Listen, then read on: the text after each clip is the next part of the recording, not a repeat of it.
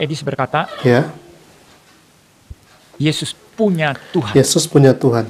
Ini Edis masuk Islam aja bagus ya. Ngapain kamu itu menyerang-nyerang orang Islam? Masuk Islam.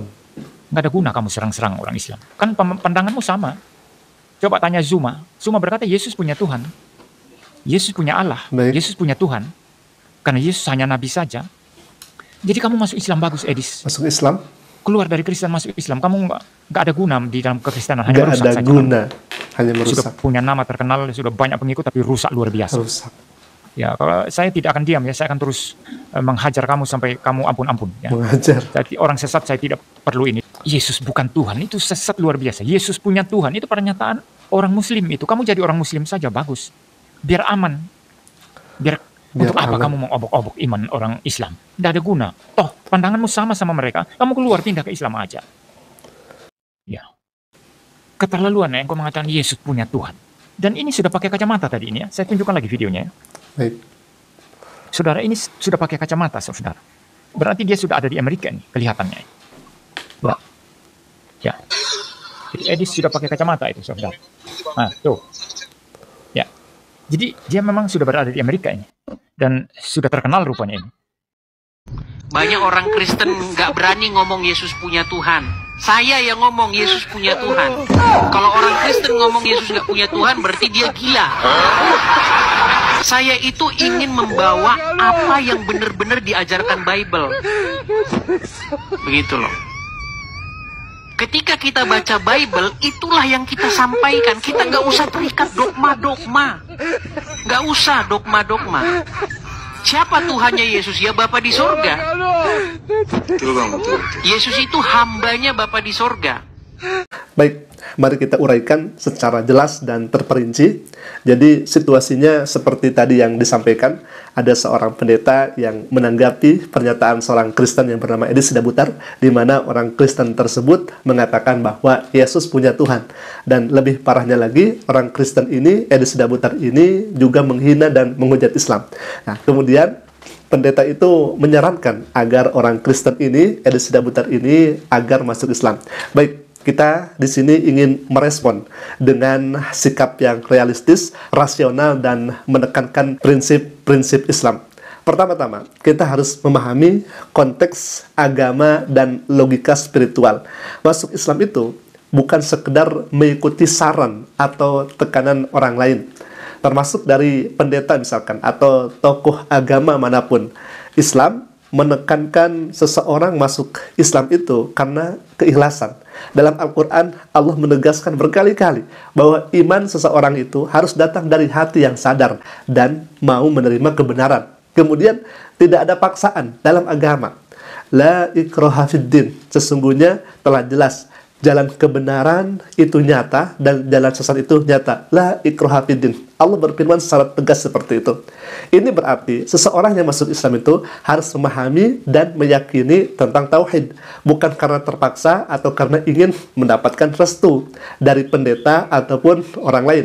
Nah, jadi masuk Islam itu bukan sebuah tindakan politik, sosial, atau balasan emosional atau kata-kata orang lain. Itu murni keputusan pribadi yang lahir dari pemahaman dan keimanan seseorang.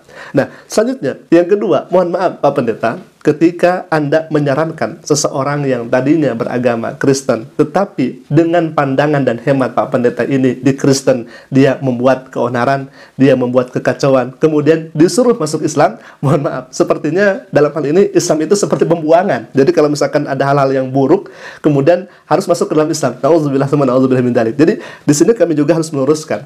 Seperti halnya misalkan ada seorang anak yang mohon maaf dikatakan ya bandel lah gitu ya. Kemudian ada orang tuanya yang mengatakan anak ini harus dimasukkan ke dalam pesantren karena ini anaknya bandel. Jadi seolah-olah pesantren itu pembuangan anak-anak yang bandel. Begitupun dengan apa yang disampaikan oleh Pak Pendeta. Ketika orang non-Muslim ini atau orang Kristen ini atau Edis Sidabutar yang dinyatakan oleh Pak Pendeta ini sesatlah, yang dinyatakan oleh Pak Pendeta ini menyimpang, kemudian harus masuk Islam. Nah, mohon maaf, karena sekali lagi Islam itu atau masuk Islam itu bukan berdasarkan seseorang karena membuat kekacauan harus masuk Islam, tidak, tetapi karena ikhlasnya hati yang kemudian orang tersebut masuk ke dalam Islam. Selanjutnya, yang ketiga, kalau misalkan dipaksakan, harus masuk Islam seperti itu, nanti boleh jadi akan menjadi muslim yang munafik. Nauzubillah summa nauzubillah min dzalik. Ini yang hemat kami tidak diharapkan. Jadi jangan buru-buru menyuruh orang masuk Islam karena dalam kekristenan misalkan dianggap sesat, itu tidak baik. Dan itu hemat kami tidak beretika. Iman tidak bisa dipaksakan. Kemudian biarkan orang itu merenung terhadap subhatannya kepada Islam. Kemudian selanjutnya kami akan memberikan perumpamaan yang hemat kami ini mudah untuk dipahami. Analoginya seperti menanam benih. Jika benih ditanam di tanah yang tidak siap, tidak subur, atau dipaksa disiram berlebihan, maka ia tidak akan tumbuh dengan baik. Hati manusia juga seperti tanah. Iman akan tumbuh hanya ketika hati siap, terbuka, dan mau menerima kebenaran dengan sadar dan memaksakan masuk Islam seperti memaksa benih di tanah yang berbatu, ya hasilnya sia-sia. Apalagi orang ini sekali lagi sebelumnya penentang Islam dan pembuat syubhat kepada Islam. Dikhawatirkan nanti akan timbul menjadi kemunafikan. Na'udzubillah, summa na'udzubillah min dzalik.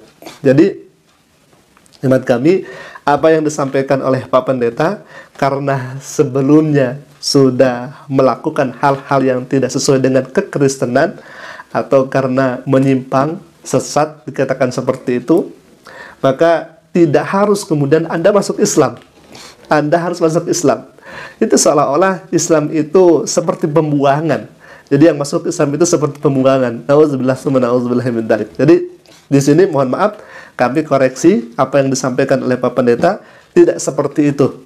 Karena masuk Islam itu betul-betul berdasarkan niat dan hati yang ikhlas. Wa ma umiru illa liya'budullaha mukhlishina lahuddin. Tidaklah kami perintahkan untuk beribadah kecuali mukhlishina lahuddin, kecuali ikhlas di dalamnya. Alhamdulillah. Itu tanggapan kami kepada Pak Pendeta yang menyuruh kepada orang Kristen yang hemat pendeta ini sesat agar masuk Islam. Maka kami menjelaskan bagaimana prinsip-prinsip di dalam Islam ketika seseorang masuk ke dalam Islam. Jadi bukan paksaan, bukan karena dorongan, bukan karena perintah, tetapi jelas masuk Islam itu harus dari hati yang mendalam. Alhamdulillah. Mungkin itu dulu yang bisa kami sampaikan. Semoga banyak manfaatnya dan semoga bisa kita ambil hikmahnya. Jika bermanfaat silakan klik tombol subscribe dan jangan lupa aktifkan juga notifikasinya agar setiap kami upload video baru, insya Allah akan menjadi pemberitahuan untuk kita semua. Assalamualaikum warahmatullahi wabarakatuh.